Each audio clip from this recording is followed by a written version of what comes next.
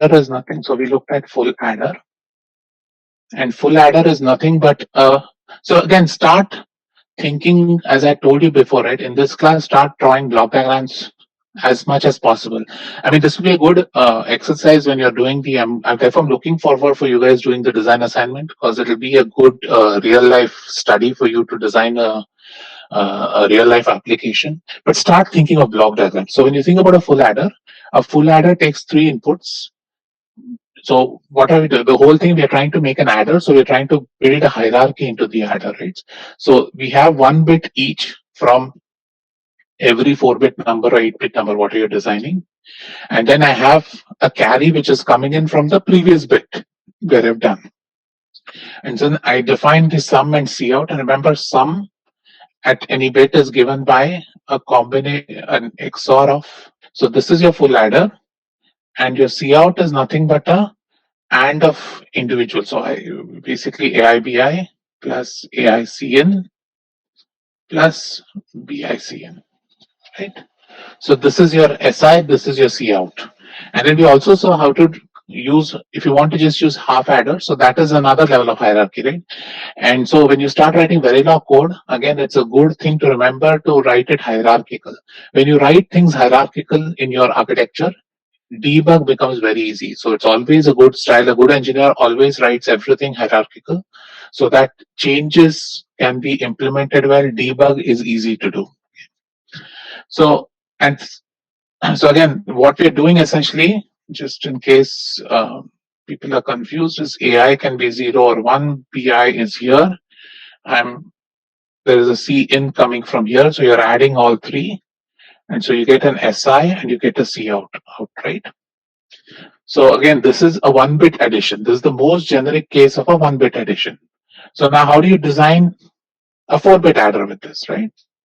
So we looked at it. A 4-bit adder is very simply, you do it a bitwise addition, right? So you take the LSB bit, you might have a scene. So again, we try to keep it as generic as possible so that we can implement this as a next level hierarchy if needed, right? So we will assume a generic CN coming into this picture. We'll first take the LSB, sum the two LSB bits, output the sum, take the carry out from this LSB sum, push it into the carry in of the next, and so on and so forth, right? So what you have here is, think about it. This system has 8 inputs. Sorry, 8 plus 9 plus 1, right? So there's a carry. So 9 inputs, and it has 5 outputs, right? That is S3 to S0 and cout. So if you were to do this purely from K-maps, then you'll go crazy because you have a input minterms of 2.9 minterms, right? So 512 minterms, which would be a headache for you to do. So henceforth, in this class, start thinking of how to, convert any design problem to a modular problem, right? That way it will help you design things much easier. Okay, so Prayas, hierarchical I meant is that now when I'm designing a 4-bit adder, right, I'm using 1-bit adders to design it. So if I open, so you can think of this as, if I open a 4-bit adder, I'm going to see 4 1-bit adders. If I open a 1-bit adder, I'm going to see a half adder. If I open the half adder, I'm going to see an XOR gate. If I open the XOR gate, I'm going to see transistors, right? So there is different levels of abstraction in the circuit. And depending at which level you are, you have a different view of what the system is, right? And so this kind of tells you, like, you can choose any level to debug if needed, okay? Okay, so sometimes you'll see that this kind of adder is known as a ripple adder. So anybody want to guess why something like this would be called as a ripple adder? What is rippling through? Something is rippling through this circuit, which is why this is called as a ripple adder. Exactly. So what's happening here is, say you also think about it, it's a 4-bit adder, say, right? And you're applying. So when you want to show an input of words, you do this. So this shows that it's a 4-bit input. Similarly, this is a 4-bit output, 4-bit input against, right? So you have 2 input words, each 4-bit long, and you have an output sum, which is again 4-bit long, and then you have a carry out, right? So what you see here is that even if I make sure that A and B arrive at time t equal to 0, right? My S So if I think about A and B both have arrived at time t equals 0, the first bit to be generated would be S0, right? And then the C out propagate. Remember, this now we're talking about real gates when there is delays associated. So every combinatorial circuit is associated with a certain delay. So once A0 and B0 are available, it takes some time to generate S0 and some time to generate C out, right? And so what happens is S is going to be ready only when C has propagated through all four stages, right? So in this case, what's happening is your carry propagates from the LSB towards the MSB. And because of that, your S becomes ready, not so S0 become ready first and S3 become ready last. So so when you say S is ready when carry has propagated through all these four stages, right? So now what happens in a ripple adder is now you can think about, like, suppose you're implementing an 8-bit adder, or suppose you're implementing a 16-bit adder using this logic. Then you begin to see that as you make your bit lengths longer, right, you're going to end up getting a slower circuit. And slower circuit because I will say that remember when sum is coming out, right, S0 comes out first and then S3 comes out. And S3 is your most important bit, right? It's not the other ones. And obviously, this is really old logic. Now, all of you are much smarter than me, those who are doing data science and all that. You can think of smarter ways to implement adders. So actually, adders is a big field of study. Adders, multipliers, and especially when you start thinking of information image processing, if you think of video decoding, any sort of decision signal processing, there's a lot of heavy processing of numbers that happens, floating point arithmetic. And for all that, the circuit has to be optimized in such a way that you get the fastest result out, right? Because that's eventually going to determine the speed of your circuit and also the accuracy.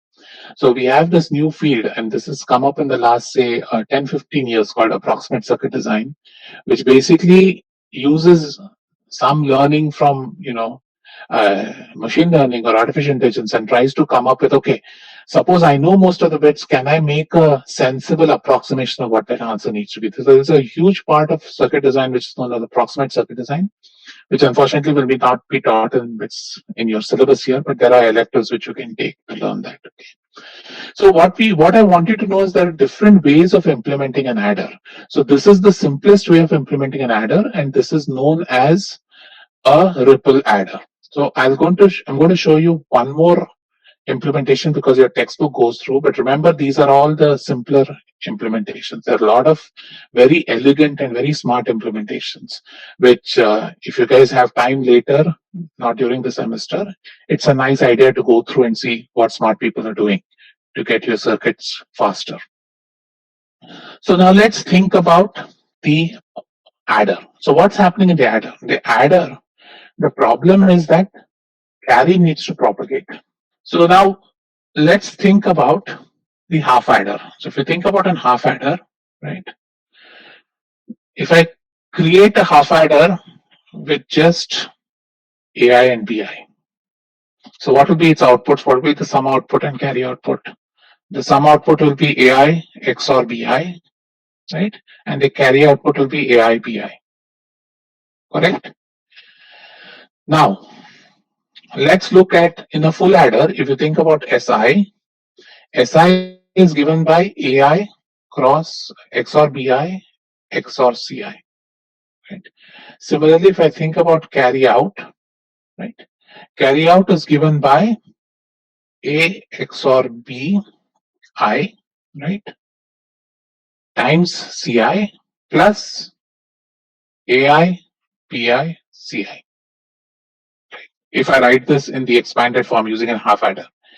Now what you see is, suppose that, again, let's use the same logic as the previous one. Suppose at time t equal to 0, my A and B are ready. If at time t equal to 0, my A and B are ready, then there's no reason for me to compute. What I'll do is I'll compute these partial products and keep ready, right? And then once CI comes in, once CI is ready, then I will just send it through one gate and immediately I'll be able to get the answer out. So what I'm essentially doing is, if I assume that A and B are ready, I create what is known as a look ahead carry logic, right? And what is a look ahead carry logic? The look ahead carry logic Sorry, my mistake. No, I'm correct. Sorry, don't confuse me. It was AI, BI, CI. Okay, so what is a look ahead carry logic? In a look ahead carry logic, what you're trying to do is you're trying to finish up all the computation that is not dependent on CI, and so you keep it ready, and you keep it ready till CI comes in, right? So this is different. So if you look at the previous implementation, the full adder, in this ripple adder, what was happening? In the ripple adder, you create this, then it goes to CN, the C out goes to CN here, then it processes this A1, B1, C1, and so on. So instead, what we're doing is we're creating these partial circuits in all these full adders, such that they all will be created at the same time, right?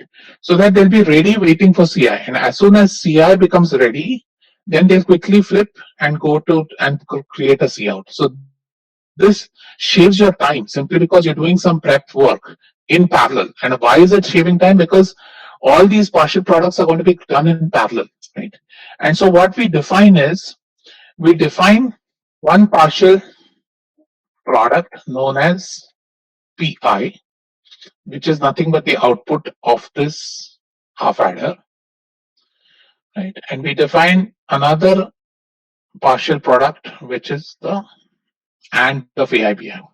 So in this case, right, suppose I now want to write SI, right? My SI can be written as PI XOR CI, and my C out, or if I call it as CI plus 1, that is the input to the next stage, can be written as GI plus PICI.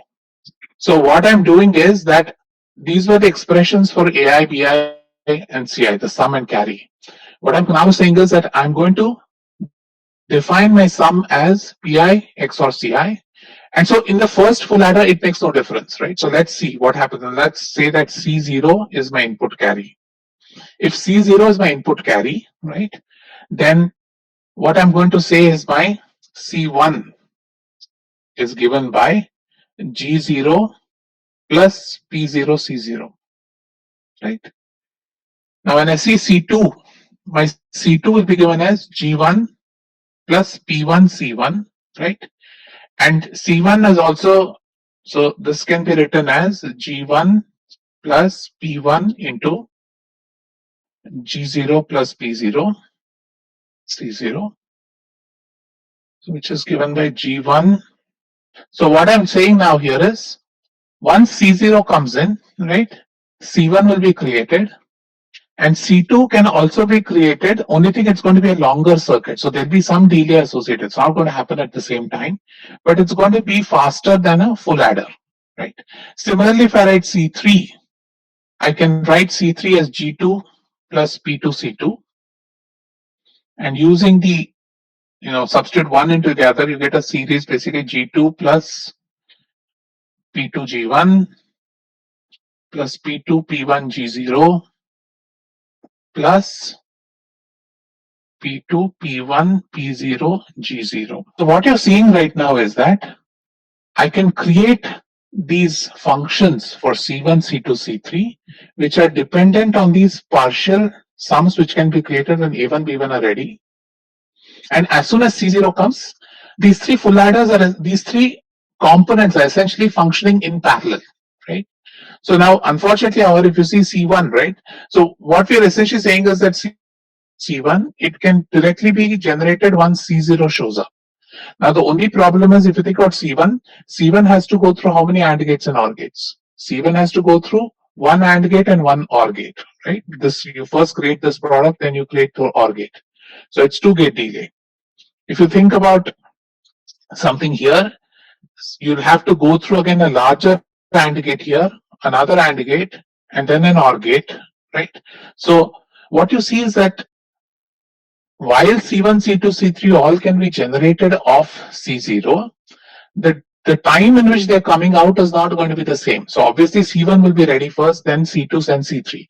But what happens, you're breaking the dependence of C2 on C1, right? So what you're essentially saying is that C2 will be generated in the previous case, right? In the previous case, I'll say that C2, if you think about C2 here, right?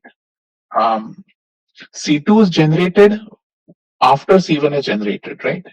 But what we're now saying here is that as soon as C0 comes, C1 will be generated in some delta time, C2 will be generated in some other delta time, which is faster than the speed it takes to go through the full adder. So obviously it is not going to be advantageous for full adder 1, that is full adder 0 and full adder 1. But now think about, say you're building a 16-bit adder using this. Then what you'll begin to see is beyond the 5th or the 6th bit, right? The carry look ahead becomes faster than doing a ripple adder. Okay, so C0 is right here. Right. So what you're essentially so what is the trade-off one is doing here when you're doing carry look ahead? When you're doing a carry look ahead, so the carry look ahead is essentially you're trading off hardware for speed, right? Which is a common. So to implement all these expressions, right, you need to implement it using a bunch of combinatorial logic, right? And so therefore, what's going to happen is so a carry look ahead logic is going to take more hardware, but it's going to be fast, right? So you're trading off speed for area here, essentially, right? And so the way how you design is would be, again, you first create all the half adders. So your half adders have the 4-bit inputs. Let's look at a 4-bit adder, right? And what you're generating are these partial sums and partial products, right? And so all these will be generated as soon as A2 and B, as soon as A and B are ready, these will be generated within a time propagation delay of the half adder, right? And so when C0 comes, so then you have this carry lookahead generator, which is implementing those functions that we discussed in the previous slide. And so that is essentially generating C1, C2, C3, C4, right? And then you send it through the various XOR gates to get the sum, right? So your sum is going to come out, because remember, sum is given by PI XOR CI, right? So the sum is coming out. So what's essentially happening is your S3, if I compare a 4-bit adder, unfortunately it turns out in a 4-bit adder, there isn't a huge difference between carry look ahead and a ripple adder, because if you start measuring the gate delays, it turns out that S3 comes very close to where the 4-bit ripple adder comes out at. But this becomes very important when you start doing, say, 16-bit. With 16-bit, you see that the carry lookahead logic is ready with sum much before the ripple adder would be. What about minimization? Sanika, how do you minimize these gates, right?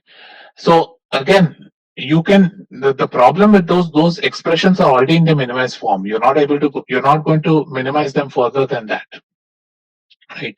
So again, here, what are you doing? Minimization is one thing. So you're essentially implementing an adder which is faster than a ripple adder. So you're trading off number of gates for speed, right? Minimization is different. Minimization, there is no trade-off there. Minimization is purely needed because that is the fastest way to implement a circuit. Whereas here, what the terms that I showed here are already in their minimized form, right? All we're doing here is implementing more logic so that the adder works faster than the ripple adder. Any other questions? So I had a question. Huh. So we are still waiting for P1, but I guess since we're using a half adder, it generates P1 faster compared to a full adder, right? Correct. It's less number of gates, right? And less number of stages. So remember, whenever you think about delays, always think about stages. So if I have a circuit which has an AND stage, an OR stage, and an invert stage, right? Roughly, you can talk about it as 3 stages. Now, it's a very gross assumption, but you can, if you make a very simplifying assumption that all gates have equal delays, which is wrong in reality, but if I make that assumption, then a circuit which has 3 stages will have 3-stage delays. A circuit which has 2 stages will have 2-stage delays, right? So roughly, by looking at the number of stages you have in the circuit, you can decide on which one would be a longer circuit or a shorter circuit. Or for that matter, when you're talking about path delays, remember I also spoke about, when you think about a combinatorial circuit, you talk about delay between a specific input to a specific output, right?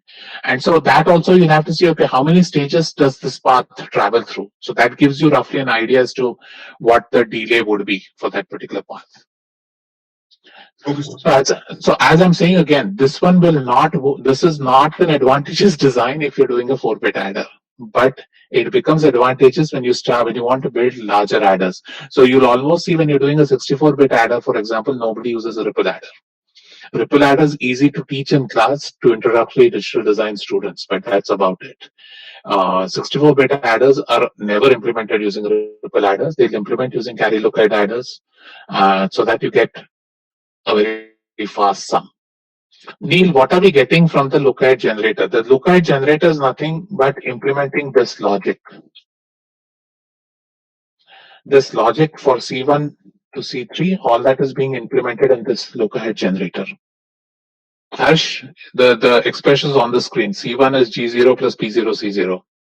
So when you think about a block, so again, let's talk about what the block diagram should be. So again, start drawing block diagram. So the way I would draw a block diagram for an adder would be, I mean, this is the combinator logic that you designed, right? So this is your binary adder. We'll talk about three terms, A3, A2, A1, A0, B3, B2, B1, P0, C in, and my output is going to be S3, S2, S1, S0, and C out. So this is how I would draw the block diagram for an adder. The reason why I'm getting you guys to start thinking about this is we're entering into one of the most important parts of this course, which is known as design using MSI components, which will be used a lot when you design any boards, when you do microprocessor design, when you do your project, when you do your design assignment. All of them will require you to design things using available chips, right? And so, for example, adders are available chips. So if you want to implement a specific function, if you can implement it with an adder, it'll be very cheap for you to implement that, right? So the fun part about DD is now trying to build something useful, not by doing combinator circuit and making any random circuit, but rather using chips that are available easily, and how do you implement that for your particular project. Okay, so this is how you draw the adder. The other way to draw the adder would be that, as I showed before, right? I will show.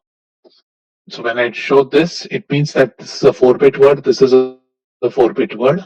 In that case, when I'm doing this, I should specifically ensure that I write this one, just to be clear, right? That your CN is now a 1-bit word. Your S is again a 4-bit word, and your C out is a 4-bit word, right? 1-bit word, sorry. Also, what you'll see sometimes is that many a times when you buy chips, right? Remember, your chip is also going to have a VCC and a ground, and that is necessary when you want to build it on a breadboard. Sometimes you'll also have, many a times, especially when we start doing more and more chips, you'll see that there will be an enable signal normally present in any. So whenever you build components in DD, especially in the last 10-15 years, circuit designers generally what they tend to do is have these enable signals. And what the enable signal is doing is basically it is giving you the flexibility of either. So if enable is high, so when I do this, it means that only if enable is high will the adder work. If the enable is low, then the adder doesn't work, right? That is, you will not be able to trust the outputs. It will be junk on the outputs. And generally we use these enables. This helps us a lot when we start designing circuitry, because that way we know exactly how the data is flowing through the circuit. And so again, we'll do more of this in the next few classes as we talk about enable signals and all that. But I wanted to get in the habit of thinking that any block of design, it's always a good idea to have an enable signal into it, so that that helps you plan or control the flow of information as it goes through. Okay. So can you So, explain enable once again? so again, so for example, I would set up, so I would say if enable is equal to 1, then sum is valid. If enable is equal to 0, then S is invalid. Or what happens is S may not even be A plus B. S might be some random value, right?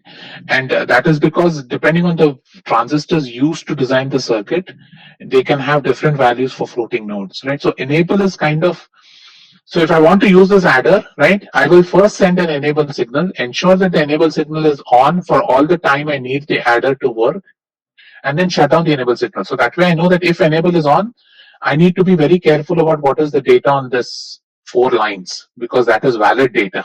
Once the enable goes off, then I don't care about what's happening on this data line. right? Okay. So how do you implement an enable in digital logic? Very quickly, you've done this. Which gate would you use? Which is the selector gate? And perfect. Be confident, right? So enable is a selective gate, right? So you're saying that this whole circuit has to work only with when enable is one, right? So you use an AND gate in most cases to design this enable. Okay. So what I wanted to show you now is I wanted to show you a data sheet of one of the adder chips. Let's see if I can. Okay. So this is one of the adders which we have in the lab. Again, you guys unfortunately are not going to get a chance to work on it. So this is how an adder looks. So this is a 16-pin package, right? And you see that there is a VCC pin here. There is a ground pin here, right? You have, again, this is a 4-bit adder. The two words are A and B. So you have the 4 bits A1, B1, A2, B2, A3, B3, A4, B4. You have the input carry, which is C0. And you have the sum outputs, which is sigma 1, sigma 2, sigma 3, and sigma 4. And C4 is your carry out. You guys can't see my screen, is it? Just a sec. Can you guys see it is visible. It's fine. It's visible and audible. Okay, for some reason it's not visible on the other. Can you see? You can see the data sheet, right? Okay. Yes. Okay. So again, so this is how you. So if you're going to instantiate this in one of your layouts, right, for your circuit layout, this is how you'll show it. That these are your 4 inputs, and so this is basically A1 to A4, B1 to B4. This is your C0. These are generally the pin numbers associated with the IC that you're using. So these are your 2 input words. This is your carry input, this is carry out, and this is the sum. And this is your symbol for an adder. And then this shows you the internal circuitry, right? So when you see something like this, what does this gate mean? Suppose it inputs were A and B. What is this gate doing? It's taking the complement of one input and adding it with the other. Correct. So this gate, suppose this was A and this was B, this gate is doing AB bar. Okay. So this is the shorthand for writing AB bar. Instead of showing an inverter along with an AND gate, we bubble the input on one of the gates, right? And why we can do this is because once you learn how to design these gates using transistors, this thing can be implemented very easily. You don't need to actually implement an inverter and then implement an AND gate. So at the transistor level, this thing can be implemented much more simply. And so typically when you buy chips from outside, their layouts or their circuit diagrams will show you funky gates like this. Okay? So what does the triangle mean? Which triangle? Is it a NOT gate? Yeah, so we'll talk about it. No, a triangle without a bubble is a buffer. So it is passing a 0 or passing a 1 as you want it, right? So it is doing no logical change on the input signal. What if there's a 0 at the input, it's going to send a 0 at the output. Why and when we use this, I will discuss it when we discuss digital gates, right? When we discuss about what are the different technologies, how do you build these gates at transistor level, I'll talk to you about buffer. The shorthand version of the buffer is buffer generally is used to amplify signals, right? Suppose you have a 0 which is very weak incoming, and you want to drive a long line. So you want to send the signal from one part of your board to the other part of the board. They generally will put a buffer through. The buffer kind of resets the signal. So again, the output is a high voltage, high current, so that you can use it to drive along a long line on the board. So generally, buffers are used whenever we think we are going to lose the signal. We buffer it up and then send it through. But we'll talk about this in detail when we discuss how we build these gates. Okay, and then this shows you the truth table. Again, remember, this gives you in terms of low and high. So you can think about this as negative logic if you want to, but then it may not be an adder, right? But this is typically how data sheets are given to you, right? Remember that they never show 0, 1. They always talk about low and high because it is implemented in voltages, and you have to decide what the voltage means. And then, as usual, remember, you have the supply voltage ranges, you have the input ranges, etc. And it gives you what are the currents used, what temperatures the chip would be, which is recommended to be used, etc. So all this becomes important when you're going to design a system, right? Yes, a weak 0 would be a low voltage. So anyway, start getting used to looking at data sheets. So all data sheets, mostly you can just quickly Google them and you'll be able to see data sheets. So it's a good idea to start thinking as we keep. Every time I teach you a new chip, I will try and show you the data sheet. In case I forget, please go back, Google it, and see a data sheet. It's good to get an idea as to what the data sheets are, because if you want to do build and think by your own, it's a nice skill to have. I mean, if you were in the lab, I would have trained you on this, but because there's no lab, it's hard for me to train you on this. Huh. In this chip, where's the enabler port? No, this one doesn't have an enable. This is no enable. So this basically, if as long as you keep your supply voltage and ground connected, this will always give the sum of whatever is at the input to the output. So can you scroll down? I wanted to ask a doubt over there. So Huh. here over here, why is the number 1 to 16 all jumbled up? This is the pin outs. So if you look at A1, right? A1 is pin number 5. So the way it is laid out on the chip, right? This is how the chip looks like. And we count the pins. So this is so you normally have an indentation on the chip at one end. And so you count the pins from 1 all the way to 16. So this is a 16 pin chip, right? And the way it is designed internally, I mean, they try to lay out these transistors in such a way so that it creates a compact design. So these numbers here actually refer to the pins on the chip, right? So which means that if you want to supply A1, you have to supply A1 at pin number 5 on the chip. Is there a specific reason why it is numbered like that? Like why are No, no. all the A's together? No, that is normally done based on the layout of the circuit, right? So again, this is out of the course, but if you go and look at the layout, right, different gates. So if you look at the layout, for example, right, A1, A2, A3, A4 are actually implemented at different parts in the circuit. So when you're starting to lay this out, right, you don't really want A1 and A4 to be close together because you don't care. I want A1 as close as possible to B1, and I want A4 as close as possible to B4, because that's the first place where they're going to interact with each other, right? And so therefore, what we're essentially doing, if you go to the pin layout, you'll see that A1, B1 are close together, because that way you can create a gate close enough to those two pins, right? So that's how it's arranged. It's not really arranged by logic. It's arranged with the ease of implementation at a circuit level. Okay, thank you, sir. Yeah. JD, we'll talk about this in much detail. Just hold on to your horses. We'll talk about this when she do Marx's decoders, etc. All right. So let's continue. So now I want you to think about this. Gaurav, yes, but why does a chip need power? Does somebody want to answer that? So Gaurav, transistors need to have currents flowing through them for them to do any work for you. And for current to flow, power needs to be spent. So whenever you do a digital design, right, your logic gates are actually working for you, right? They are expending electrical energy to give you logical answers.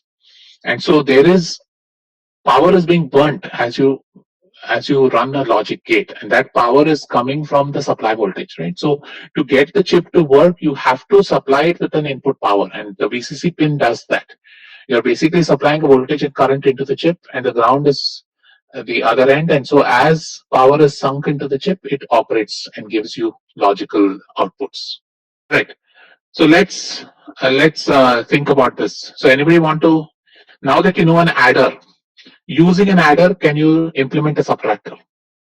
Use complement and then add. Exactly. And how do you implement a 2's complement? Flip every bit and then add one. So let's think about this. So what are you doing? What we want to do is we want to implement A minus B, right? So which means what we want to do is we want to do A plus 2's complement of B. How do you implement 2's complement? So nothing but A plus 1's complement of B plus 1. Everybody following me? So now this is some term C, not C, let's call it X. And this is C in, right? So if I think about, and suppose I want my difference to be A minus B, what I can do is, so how do I do 1's complement? So what is the 1's complement of 1011? 0100. 0100, right? All you have to do is flip the bits, right? So if I want to implement a 1's complementer, all I have to do is send every bit to a NOT gate, right? So now let's think about the adder again. So I want to do I'll take the adder. So my first number, I give it as is, Right. So this is where I've connected A3 to. So by the way, this is my convention, right? I always like to give my convention of numbers as A0. I start with the LSB having an index 0, and I'll increase from there. As you saw in the data sheet, they start with 1. So people change, but the normal convention we'll follow in this class is we'll use the LSB index as a 0. Okay. Now my second word is basically B3, B2, B1, B0. Now what I do is I will send, right? And this is going to be my B3, B2, B1, 0. Now the good part about the adder is that it already has the Cn sitting here, right? So what I do is in the Cn, I'll give a 1. That is, I'll connect it to supply voltage. So when I connect it to supply voltage, I've given a 1 at that pin. Right, so this has generated your ones complement. So I'm taking A, taking the ones complement of B, adding 1, which is nothing but adding the 2's complement. So what I get out, what I'm going to get out is basically A minus B. Right? So I've used an adder to do subtraction. Anybody having questions here? So now what I want you to do, C out is not of any use to you, right? C out will be used for overflow. We'll talk about that in a bit. But if you assume A is greater than B for now, then this will work as a subtractor, right? Okay. Now, so yes, Sayam, we'll look at all this. Those are nice questions to have in your test. But let me give you one problem to think about when you go home, and then we'll, or after the class, and then we'll start from there. So what I want you to do is design this. I want you to use adder and one 4-bit adder and any number of gates to design a circuit that takes an input M. If M is equal to 0, it implements A plus B. If M is equal to 1, it implements A minus B. So using only one for the 4-bit adder and any type of gates you want, again try to keep the number of gates to as low as possible. Try and see if you can implement a circuit, so do the layout of a circuit which implements the sum if M is equal to 0 and implements the difference when M is equal to 1. Okay, so we'll start here in the next class. So I'll stop the class here and take any questions if you guys have. And all the best for the quiz for the test tomorrow. We can use that. Yeah, exactly. I'm telling use one 4-bit adder. Nishant, I'm asking you to use that one big 4-bit adder. So use this. Where is it? Use this. Use that and design the circuit. Okay. So basically, we can Sorry. We can use any gate, right? So we can use OR gates as well. Yeah, use whatever you want. For now, I'm not putting any limitation. Okay. So could you repeat the question once? Okay. So the question is using one 4-bit adder and any number of gates you want, 2 input gates. Let's keep it as any number of 2 input gates. Design a circuit that, so its input is 2 numbers, A, B, and 1 bit M, right? And so if M is equal to 0, it should give you the sum of the 2 numbers. If M is equal to 1, it should give you the difference of the 2 numbers. So I want you to design a circuit which can function both as an adder or a subtractor. Am I clear? So do we know if A is greater than B in this one? For now, don't worry about that. We assume for now A is greater than B. Let's not worry about overflow. We'll discuss that in the next class. Okay. Okay. If you want to think about it, go ahead. If you want to also, so see, these questions can go, I'm not going to solve all the kinds of questions, but you can ask yourself, okay, how do I make this smarter? How do I ensure that remember, if A is less than B, then it's going to give you the 2's complement of the difference. So then you have to think about, if I want to get the magnitude, right? How do I convert the 2's complement back into the original number? So you can think about all these things. So you can also think about how do I figure out if A is greater than B or A is less than B. You can extend this to do a lot of fun things, right? So whatever questions you have, if you're done with this, if this is simple, start adding those things and see can you implement it on using digital blocks. Okay, I need to go to Sanika's question where she wanted to see the circuit of the lookahead adder. Sir, here C0 should also be inputted to carry ALUs. Correct. It has to be. Sorry. Thank you for the catch. So Raghav, carry look ahead, right? Remember, if you look at a so by the way, have you guys? Do you want me to keep the screen on, and have you figured out what you wanted from here? Okay. So, Raghav, if you look at a 4-bit ripple adder, right? What is the ripple adder doing? A ripple adder is basically computing the sum stage by stage, right? So it first computes the sum of the LSBs. Once you get a carry out, it pushes it into the next stage, computes the next bit sum using the carry and so on and so forth. So what happens is the sum is ready only when the sum from the MSB part of the circuit is ready, right? So it takes some time for this to happen because this is a sequential process. I don't want to use the word sequential. Okay, this is a process where essentially it's a domino kind of thing. So you first compute at the LSB, then compute so on and so forth, right? So what happens here is that now if you think about saying you want to create a 64-bit adder, when you think about a 64-bit adder, then it's going to be a long sequence of 64 full adders, and the output of the 64th full adder will be much slower than what you get here. So there's a long delay between when S0 is ready to when S63 would be ready, right? So what we do instead is we try and see, can we break this dependence of delay on the number? And so obviously you can't really completely break it. So one way to do it is using what is known as look-ahead logic, where what we do is, since A and B are ready at any time, we do some of the work in parallel. So all these GIs and PIs will be ready immediately when AI and BI are ready, right? And so when C0 shows up, right, even C1, C2, C3 will be ready. You don't really need C1 to be generated to generate C2. Once C0 is given, C2 can be generated directly from C0. Similarly, C3 can be directly generated from C0. Now, what happens is you see that the expressions from C1, C2, C3 start blowing up. So obviously, to generate C3, it's going to take it's going to take longer than it would take to generate C1. But the difference in the delay that you get for C3 is going to be much smaller as compared to the ripple full adder, right? And so the ripple adder, this is not, again, as I told when I was teaching it, it's not really, the advantage is not clearly seen when you look at a 4-bit adder. But when you start looking at really large adders, then you'll see that the carry-lookahead logic makes life much simpler. And you're basically converting something which is a domino kind of effect to trying to do some more parallelism.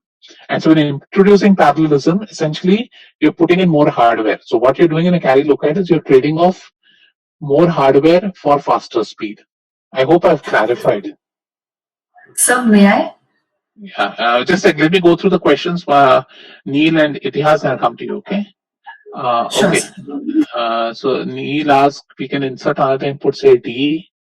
And then, okay, that I will discuss next week, next class. Itihas, if the last bit is the one we can, okay. Again, we'll do this next class. Okay, go ahead, Priyal. So here that he said that our carry-lookahead is better than a 64-bit full adder. But if I keep, over here, we had more number of gates in C3. So if I keep going on, my number of gates will keep increasing. So there has to be a point where my full adder should be better, right? No. So again, it's not full adder, it's ripple adder, right? So what you're saying is perfectly right in that, for that, unfortunately, I can't prove it to you, but what happens is that this delay that you have, obviously, as you keep increasing the number of bits in your adder, right, C3 is going to be generated after C1, even though C0 is available at the same time, right? But what happens is that this will work. So your carry lookahead will work faster only if the delay through the full adder is longer than the delay through these individual combinations of gates, right? So obviously, beyond a certain point, even carry lookahead will start having issues because these terms become humongous, right? And eventually that is going to end up creating some amount of delay too. So you're right in the sense that at some point that doesn't make sense. Then what we do is we'll instead break the 64-bit adder into, say, 8-bit adders, right? And the 8-bit adders we would have implemented using carry lookahead logic, right? So instead of doing one big 64-bit adder, I will use 4 8-bit adders. And so those 8-bit adders can be either treated as a carry lookahead logic or can be treated as a ripple logic, right? So you can start thinking of even doing this look-ahead logic in blocks rather than doing it as one long sequence of a bunch of gates. You're right. You don't want to implement 64-bit adder with the product term, which will have like 65 terms, right? And that's going to be a slow term. Right. So also, like over here, we replaced C1 again in terms of C0 and we added those gates. But since we already have C1 established, we don't need to have those gates again, no? No, we can. But then what happens is that C1 will not be ready till this goes through, right? So what you're saying is right. But that essentially assumes that so when you're saying that, you basically want to compare the delay between creating this expression as opposed to creating this expression. And so this will only be good as long as this delay is faster than this delay, right? Only if G1 plus P1 C1 is slower than this, then it makes sense to go here. Otherwise it doesn't. And it does. This is faster than taking C1 and then generates, because C1 has to go through 2 gates here. Right, whereas here it's going to 3 gates. 2.5 gates, if you will, because these two are going to be processed in parallel. So it's actually, if you compare these two, right here, it's one 2-input AND gate delay and one 2-input OR gate delay. Here it is one 3-input AND gate delay and one 3-input OR gate delay. And so it turns out that this is going to be faster than implementing it as 2 stages of a logic which looks like this. So you have to go down to the gate delay kind of numbers to see which is better. And you're right. You're perfectly right in intuition that if you're doing 64 bits and you have a term with 65 bits, it's not the right way to implement. Okay, so thank you. Yeah. Right.